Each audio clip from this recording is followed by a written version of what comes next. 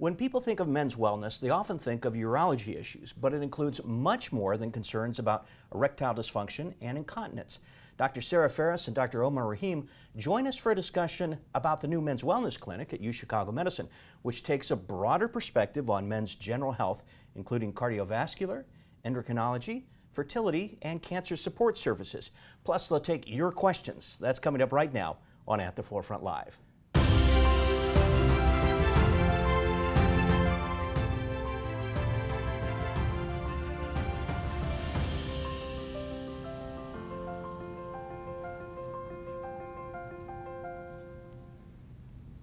And we want to remind our viewers that today's program is not designed to take the place of a visit with your physician. We're going to start off with each one of you introducing yourselves to our audience and telling us a little bit about what you do here at UChicago Medicine. And Dr. Ferris, you drew the short straw. You had to sit at the desk, so we'll start with you. Perfect. Well, my name is Sarah Ferris. I am an associate professor of urology at University of Chicago, and my specialty is in male and female reconstructive surgery. So I focus on both male and female incontinence and things like urethral strictures and ureteral strictures, erectile dysfunction, and prosthetics, among many other things. Dr. Ferris, let's talk a little bit about ED and incontinence. Those are two issues that you mentioned that you do surgery on for both men and women, but those are some pretty significant issues. And I know a lot of men that after they have, for example, prostate cancer surgery, or some of the other types of prostate cancer fixes, these can be issues. Can you talk to us a little bit about that? Absolutely. So we have a phenomenal oncology section here with our urology department. We do a lot of robotic prostatectomies and work very closely with our oncologists and our radiation oncologists as well. But it's not always 100% where people don't have side effects from it, such as erectile dysfunction or incontinence. And that's where Dr. Raheem and I come in.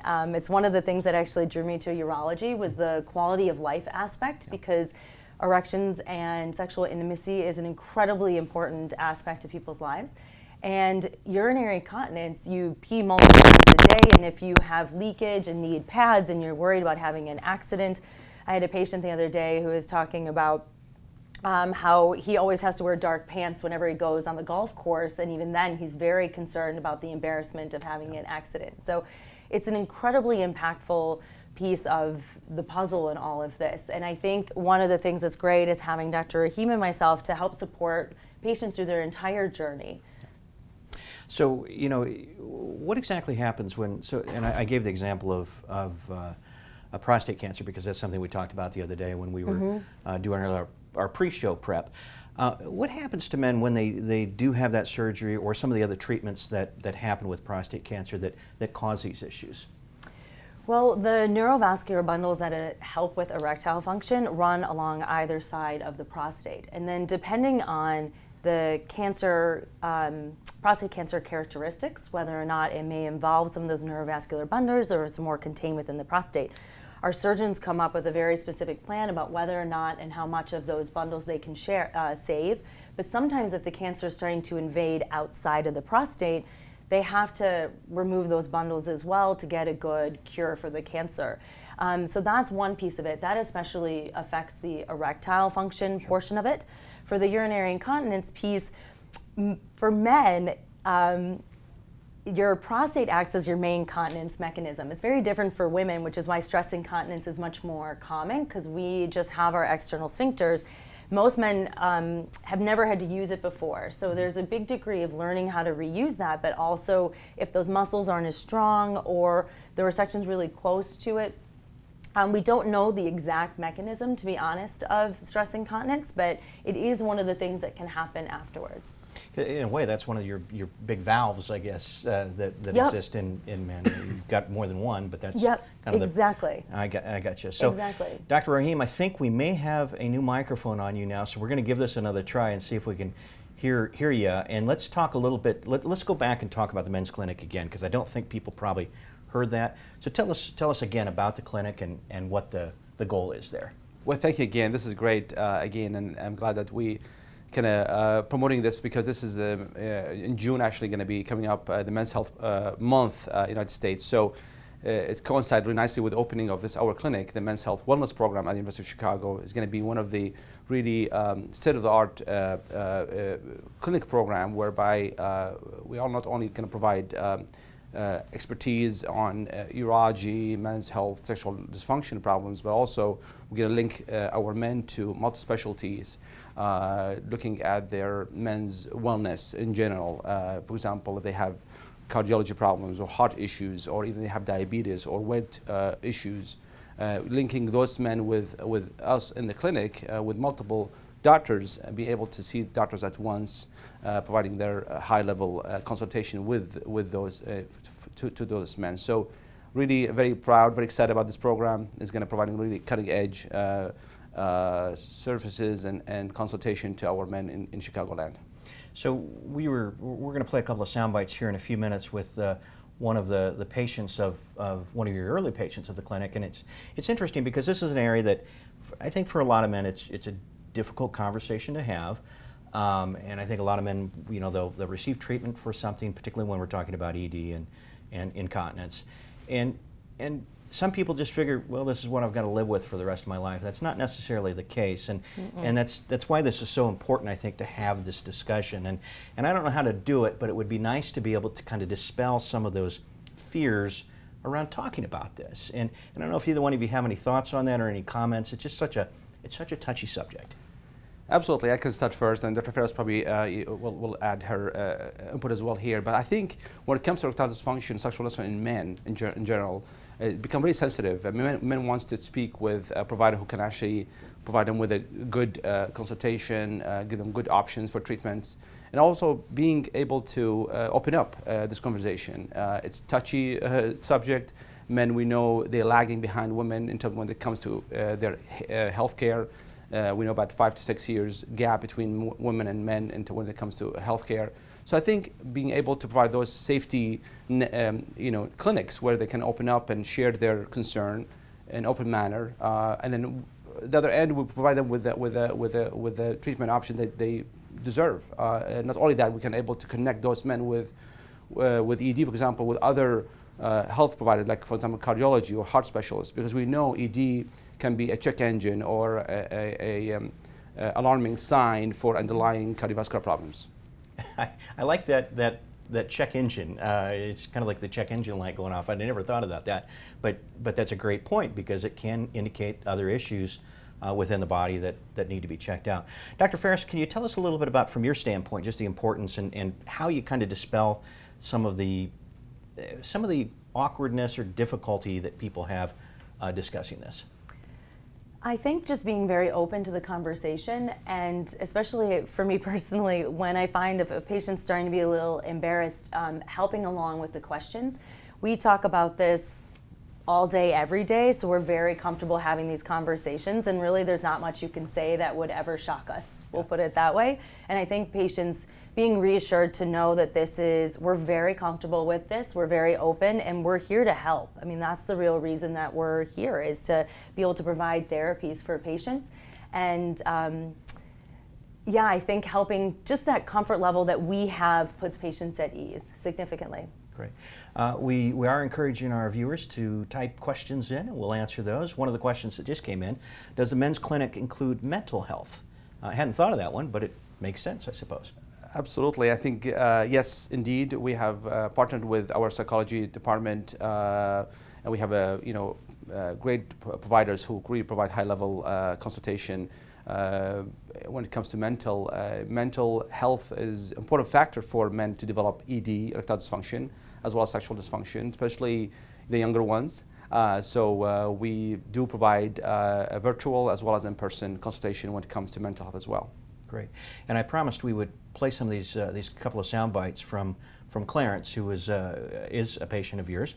Let's play the second one first, John, if we can. I've got them in reverse order, I apologize. But this one, Clarence is going to give some advice to other men who may be potentially facing similar issues. And Clarence, if I remember correctly, had an issue with, he did have prostate cancer, he got treatment, and that led to some other issues.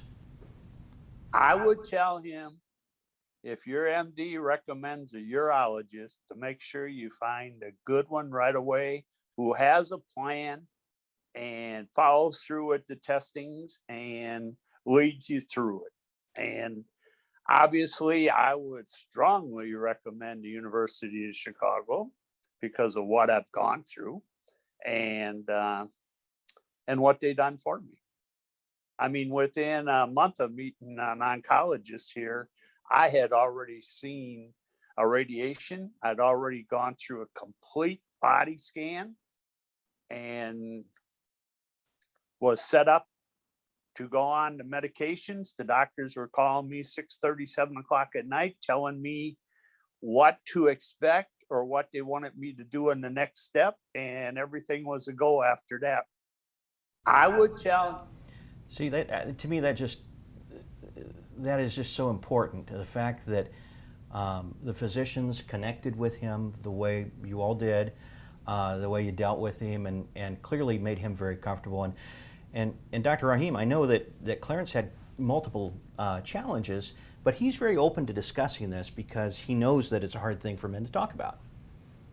Absolutely. I think he was open and he shared his experience. And just to be clear, actually he had radiation treatment, which is another, I think Dr. Ferris mentioned that surgery can cause erectile dysfunction, incontinence, but radiation therapy for prostate cancer or other pelvic cancers in the male body can actually lead to those outcomes, untoward outcomes like ED or incontinence and other things. So Clarence was nice enough to open up and then share his experience, and you saw his testimony. He was very pleased with his care here. Just to speak of the caliber of doctors who we have here, from radiation to surgeons to men's health to reconstructive urologists and other specialties. So really, I'm very glad that he came on and provided his insight in this. And Dr. Ferris, this really is a team effort. And I think that's one of the things that sets an institution like UChicago Medicine apart maybe from some smaller community hospitals. We really have a large team of physicians and experts that work together and that are really top in their field in these areas, and that's important. It's incredibly important, and to be honest, it's one of the reasons I like my partners and this group so much. It's an incredibly collegial work group, and we help each other out. We discuss patients, we refer them to each other.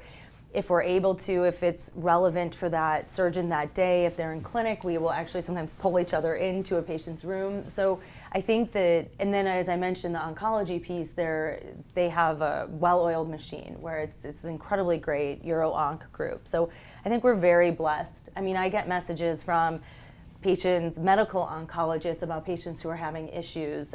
Say after radiation, they may have urgency, frequency, urge incontinence, or hematuria, whatever it is, and they reach out for how can we help when we get them in, or the radiation specialist is the same thing. So I think the communication here is really top-notch and really enables us to do phenomenal patient care. We have a couple more questions from viewers that I want to get to. First one, are there conditions that impact men at different stages throughout their lives apart from urological issues? For example, should men in their 20s or 30s begin regular checkups at a men's clinic? And I don't know who wants to take that one. I can take it. The answer is yes. I mean, there are some linkage between cardiovascular disease, heart conditions, and ED. So if you're young and have ED that's not responding to medical therapy, I think my advice is to seek a medical advice from your doctor or seeing us as a urologist, because this is, as I mentioned, could be a check engine sign that you may have underlying cardiovascular problems, lipid issues, diabetes, weight management problems. So, and we know that ED can precede any major cardiac event by about 2-3 years. So seeing us, getting plugged into the medical system, connecting with the cardiology, or even a primary doctor is essential, critical for your health overall. Great. Sorry to just tag along to that. I think that's one of the beauties of this men's health center is the fact that it's all interrelated, right? Erectile dysfunction, most of the time we're going to see it not just as a side effect of treatments, but we're also going to see it organically. That's the most of the time. And so having the cardiologists involved, the endocrinologists involved, checking the testosterone, following through on all of that, diet, weight loss, all of this and actually the mental health piece of it as well is an incredibly important piece of, I call it stage fright, or a lot of people say, are getting back in the game. Yeah. Helping people to get that confidence again and feeling that they do have the confidence to go forward and maybe even be able to come off of any of the medications that we need. And I think that Dr. Raheem building this men's health center is really going to be very helpful for patients. You know, and it's interesting. It's a great point that you make as far as just having the ability to talk to the patient and put them at ease. Because I was reading something, and I mentioned this in our pre-show meeting a few days ago. I was reading something a couple of weeks ago, and there was an interesting study that said that men talk to their primary care physicians about things specific to men's health, like, for example, testicular cancer or self-exams, far less than women do. And it's like, I think with men it's like 10% or something like that. It's a very low number, and women it's substantially higher. So it's a thought process that we've got to kind of get in our heads, I guess, and we're not doing a great job of it. Absolutely. And I'm talking about men. Yeah, no, you're 100% right. I think women are much more comfortable discussing health issues. We start seeing a gynecologist regularly, right, starting at 18. So I think there's a certain degree of it's built into kind of what we're expected to do with regular health exams and self-checks, as opposed to men where, I don't know how many of your patients, but a lot of them won't have seen a doctor and they're like 50 years old. Yeah. And so I think that starting those regular exams and knowing that it's actually really important that preventative health and taking care of yourself is a really big piece of all of this. Dr. Raheem, I'd be really curious. I wonder how many men out there have a yearly physical exam. I would guess the percentage is pretty low. It's very low. And I think Dr. Ferris is absolutely right. I think we're men lagging behind. It's our job as health providers to really promote that. As I mentioned, the Men's Health Month coming up in June. I think this is a great opportunity for us to promote more PSA checks, self-examination for testis cancer, low testosterone, ED, awareness among all this. So again, I think this is going to be great. I think important to have a checklist, to screen all these things, and it can be done by urologist like myself or Dr. Ferris, or by a primary doctor, checking for things that are very common, lipid issues, heart problems, PSA check when you are at the age of screening, and so forth. Go ahead. I was going to say, and don't you think it's so important how so many of our patients will come in, so the lag for treating incontinence is like 5 to 7 years. And they come in and they're like, I didn't even realize that there were options for this, Yep. right? And whether or not they're so embarrassed to speak up or mention or whatever it is, and it's the same thing with erectile dysfunction. It's that embarrassment of not speaking up. And I think it's so important for patients to know that we're here. And this is what we enjoy doing, and we're here to help you and to not be embarrassed, because there's so many treatments we can actually offer and get things moving along and get your life back. So I just want to mention really also the females and the partners of the men also has a huge role of this. Yeah. Dr. Ferris just reminded me, but many as we tell them to come into the offices and get checked and all these things, so great for them, but also the women and partners and the wives and girlfriends needs to push for that as well, to help men get back into the system. If you have a problem, if you recognize a problem at home, please bring your partner to see us, and we'll be happy to. And that's also include male fertility section, which is, I know the focus of this is men's health, but I think male fertility is also a huge part of reproductive health in men. So for those men who suffer from cancer, please seek help. So you guys set me up pretty well for a good segue to the soundbite number 1 with Clarence, where he talks a little bit about his experience in the clinic and how comfortable everybody made him feel. So I talked to Dr. Golden down there, and he referred me to Dr. Raheem, and I went down to the university and met with him.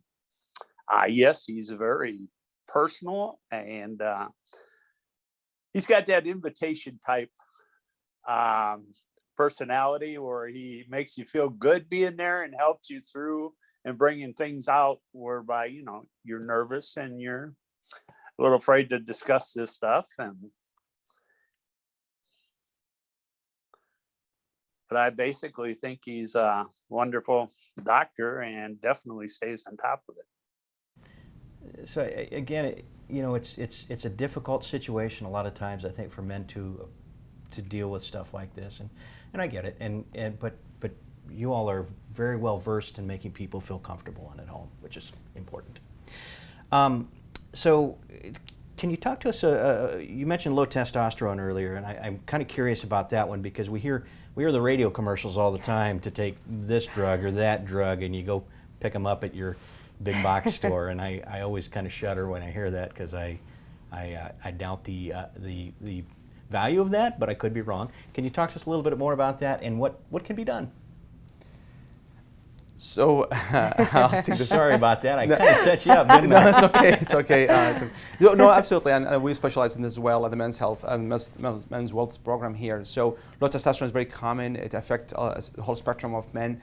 There are multiple reasons why men get low testosterone: diabetes, obesity, undergoing treatment for cancer with androgen deprivation therapy, and so there's a lot of factors can lead to low testosterone. So, and the signs are very common. You feel tired, overweight, lack of libido, sex drive, and ED, among other things. Weight gain is another thing.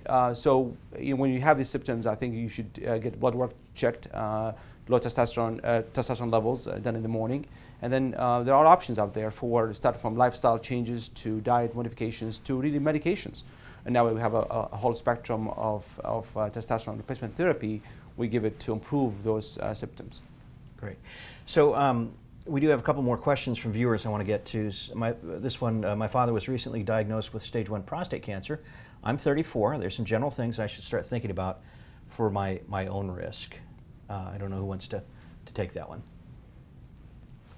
Yeah, so we, with the family history of prostate cancer, we generally recommend starting to screen a little bit younger, essentially. So starting to see your primary care doctor or urologist probably closer to 50. I'm guessing his dad is over than 50 if he's 35. But some of it is also based on the age that your parent was diagnosed. So if his father was actually diagnosed at 50, we may want to start screening at like 35 or 40 and moving that up. And it's a pretty simple screening, isn't it? Yeah, it's a blood test to check the PSA and a rectal exam to check for any lumps or bumps in the prostate. Okay. Another question from a viewer: why should someone schedule with a men's clinic versus just their regular primary care doctor? Great question, and I'm glad he asked this question. I think what separates us apart from other clinics around Chicago area is that we are. Make no mistake. I mean, most men will, more patients will want to go to the greatest and latest hospitals in the area. But not, at the University of Chicago, we're not only providing this latest and greatest technology, but also we are connecting you as a person, as a patient, to highly qualified, specialized group of doctors that provide consultation not only about ED, but also about other things that could be connected, like, for example, cardiovascular risk I talked about earlier, or diabetes, which is huge, or even weight problems. So we're able to connect you rather quickly to those doctors and getting access to those under one roof, under one clinic called the Men's Wellness Clinic, and being secure those appointments quickly without having to go through referral systems and we're able to do that virtually. So you see the access is provided rather rapidly, seeing all the specialized doctors under one roof. Great. So let's talk about today's treatment options, but more importantly, some of the new treatments that are coming, because I think there are some exciting things that are happening, and I'll open that question up to both of you. I don't know who would like to start.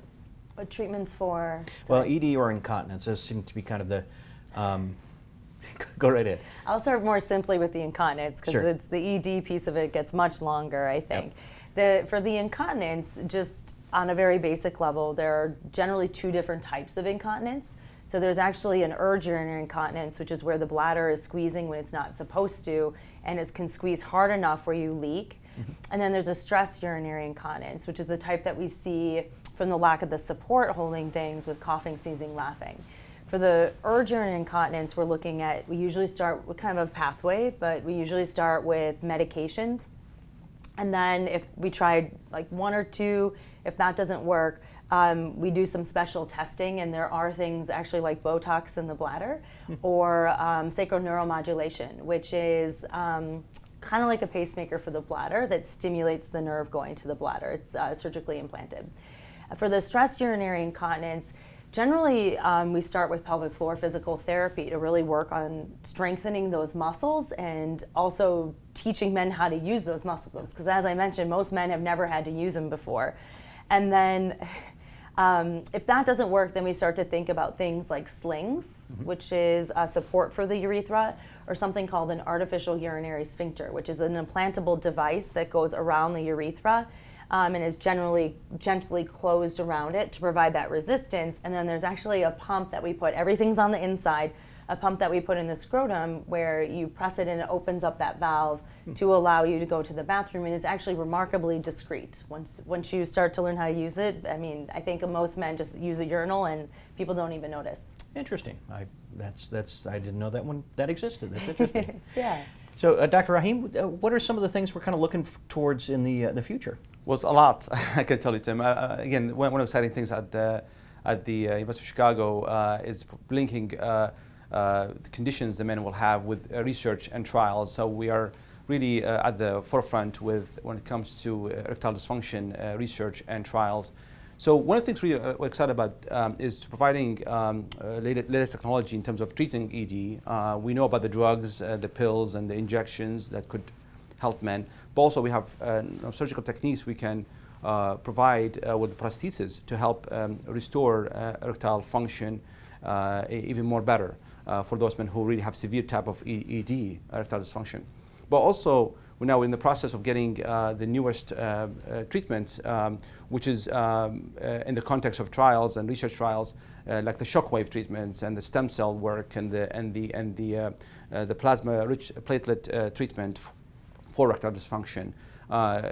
Work in some progress, but I think soon, hopefully, we'll be able to provide those to our men in Chicago, especially in the downtown area and beyond, to be able to come into our clinics and getting those treatments more readily under our supervision.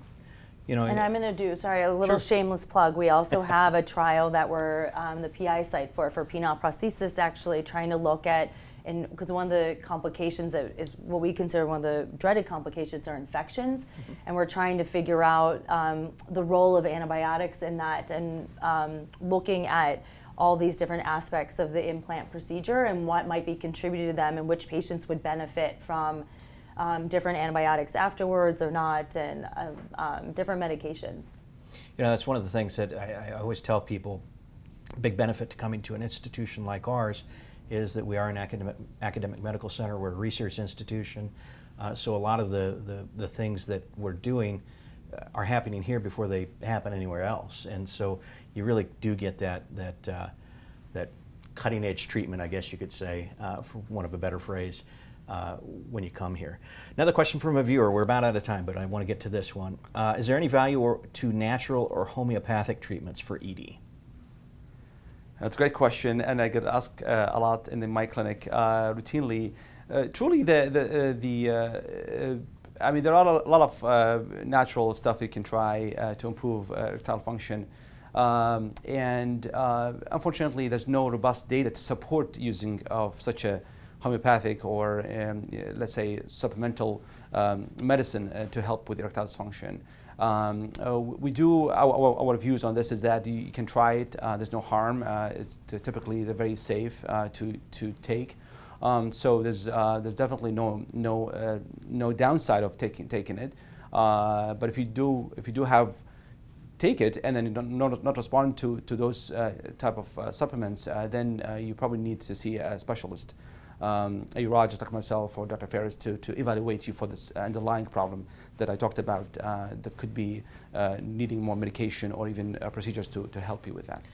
We're about out of time, but I do have to ask you this question, Dr. Raheem, because this was an interesting study that you're involved in about marijuana and its impact on fertility and sexual health. We'd probably do a whole half hour on that or an hour. But I'm curious what you found so far and what your thoughts are in that area. Well, thank you again. It actually came online today, I believe, the article. So really, we know that marijuana has been increased use in the United States and for recreational and also medicine use. The genesis of this work was when I was in Seattle as a fellow who really looked at the effect of marijuana on the fertility side. But we know there's a lot of effects on the sexual side as well. The data, I have to say, it's mixed in terms of effect of this. The study showed that men who took marijuana whether it's past or recent, there was a negative effect on the sperm morphology or shape of sperm or even the movement that can impact the long-term effect for fertility for men. So the advice would be, or the conclusion of the paper is that if you're conceiving or trying to conceive, try to get off the marijuana because there's a negative impact if you're taking it on your sperm quality and fertility potential. Interesting. Well, we learned all kinds of new things today. You two are great. Thank you very much.